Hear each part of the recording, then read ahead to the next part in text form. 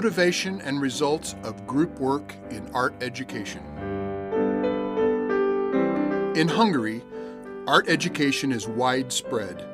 Art courses provide opportunities for afternoon activities. I meet with my students twice a week. Many students have come to my classes for 8 years, but the composition of the groups can change from year to year. I think the most difficult and advanced creative process involves group work, a cooperation in which everybody should find a task for which they are best suited. The basic principle is drawn from Mrs. Maria Sikach-Vida's academic work. From the examples of pair drawing, we can classify the following types: complementary, helping and complementing each other; symmetric, working in parallel; and divergent, isolated and non-cooperative. To create art with groups of children demands extra planning and the introduction of tasks that build on each other. As an example, there is the montage of plans where individual plans are joined together. Here we work with children at the same skill level. This is not the typical situation. Some children are better in drawing, while others at the making of the main motif, details, the main idea, mixing colors, doing background painting, correcting or making the contours. Each student finds their role. In this lies the essence of group work. We must find everyone a tailor-made task, an opportunity to show off the best of their abilities. In the beginner's class, we start working in small groups where the theme could be an illustration from a children's story. In this example, we use a 50 by 70 centimeter size paper that we gradually increase. During the processing of tails, we draw sketches for the painting of the calligraphic motifs, for example, ivy or fairy plants. Pictures are created using many different art materials. We put emphasis on techniques that are typical handicrafts, collage, or large-size paper mosaics. By the use of these techniques, we prepare the implementation of image filling and surface forming for a larger size work. In the case of the Tree of Life pictures, the tree itself is designed by one student, while the design of the rest of the motifs are made in collaboration, often using examples from different ancient cultures. We study mythological themes, the secret world of symbols, the art history of antiquity, the history of fashion, and the art history trends of the 20th century. In major compositions, for example, the photographic background of Képekről, or the mixture of creatures, the selected designs are drawn on the sheet material by the best drawing student. This is followed by the collaborative contour and batik work, and the final painting of the background. Our pictures are mainly made on a sheet or canvas material. After studying the relevant art history, students choose freely among the motifs connected to the themes. These individual preparations can be seen in the collaborative composition entitled 20th Century Icons, or in the photographic background featuring Greek and Egyptian mythological characters. We exhibit our new sheet paintings and sceneries on the special occasions of school plays, concerts, and exam shows. If it is possible, they are then exhibited in the classrooms as permanent decorations. In our music classroom, there is a composition entitled Cantata Profana, which was inspired by Bartók's world-famous musical masterpiece. The folk music classroom is decorated with a painted textile picture with folk art motifs that are reminiscent of painted wooden churches. In the handicraft classroom, felt art compositions serve as examples for our new students. The technical solution of the pictures is determined by the theme and the function. These large, common works of art are suitable for decoration, photographic background, textile pieces, sceneries, or exam work.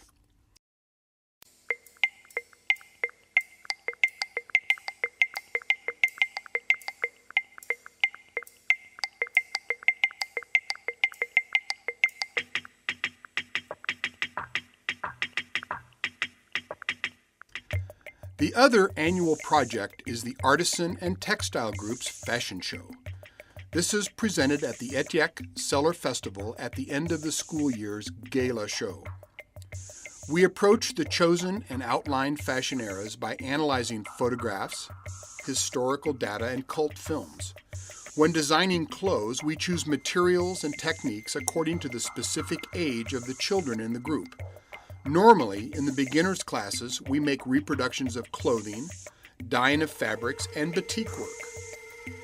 On the images, you can see painted t-shirts, transformed jeans, painted fabrics, and materials made by children.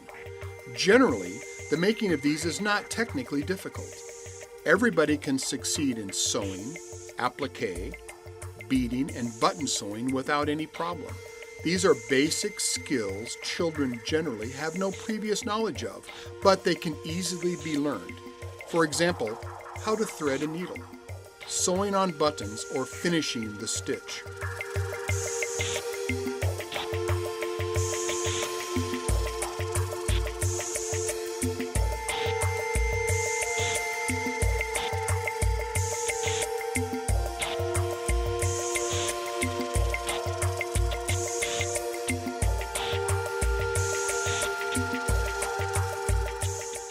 An important part of the fashion project is the design of accessories. We design and make necklaces, hairbands, belts, ribbons, hats, scarves, painted shoes, and bags. When selecting the materials, we pay special attention to the shaping characteristics of these materials, how well they can be painted, their impact on the period, and the range of the children's choices. Harmonizing colors is an important task, but the most important thing is to satisfy each child's idea within the given limit. Clothes are not taken home to avoid parental influence. In the beginning, children often mistake this project to be for a school fancy dress party, where the clothes they wear are normally ready-made. This group, whose show you see at the end of the presentation, left school last year. They represented the core students that I had worked with for 8 years.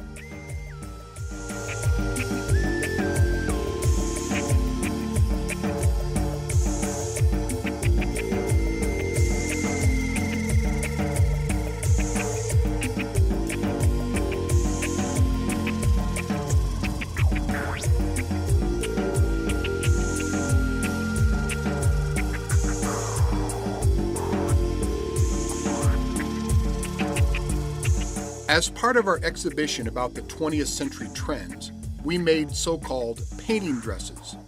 The first idea came from the Mondrian dress, which we further developed.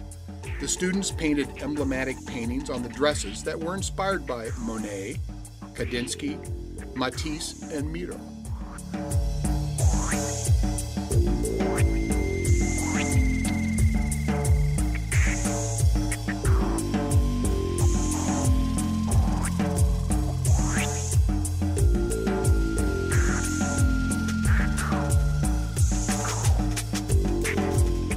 The project of Future Fashion was an old collective plan we actualized last year with our rag show. The entire collection was truly made of recycled fabrics, waste materials, thrown away plastic objects, and plastic bags. We did not need to collect these waste materials in advance. We had a continuous supply brought to our workshop.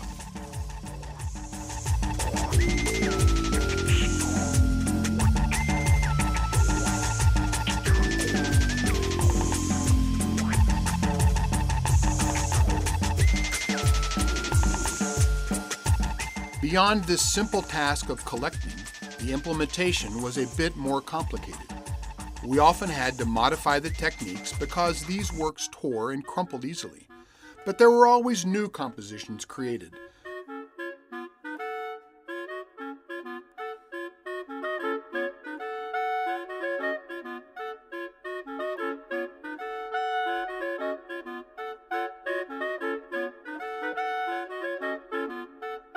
The resulting show was loved by the audience, and the electronic musical accompaniment was also very popular.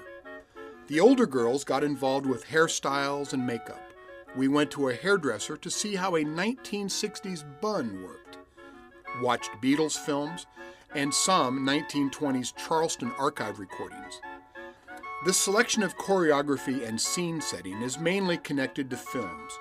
Based on my experiences, films that are popular with the children are Zeffirelli's Romeo and Juliet, Milos Forman's Hair, and Peter Timar's Chini Baba. As much as we understand the value of films, we emphasize the importance of visiting exhibitions about the shaping of fashion and fashion history.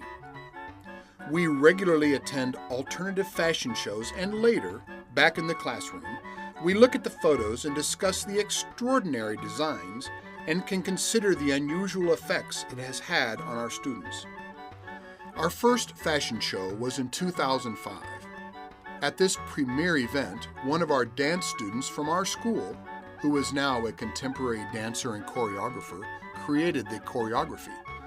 Since then, the students have worked together to create the choreography. The show reflects individual forms of movement and individual ideas. These shows are normally presented as a performance. This complex form of expression, the interoperability of genres, and the collaborative work greatly contributes to the development of the group and to the formation of tolerance within the group. These students who study in the fine art department come to us primarily because they enjoy paintings, beautiful objects, and take pleasure in making art just as much as they share a desire to perform. The one-of-a-kind designed and handmade clothing, the shows that are prepared and executed together, the common dance, and finally the common success bring the maximum artistic performance out of the children. This joint success that we experience is often worth more than a certificate or mark showing achievement. In my work, I found the most attentive and artistic fulfillment among my students during the collaboration of group work, and this is what I wanted to express here with this presentation of the children's artwork. I have been working in art education more than 30 years. In the past, I taught in experimental schools where art teaching was connected to different subjects. This is when I started focusing on complexity and the research into interoperability among the different fields of art. Lilia Lakatos, artist, Visual and Environment Culture Department, Hungary, Eredménye, May 2011.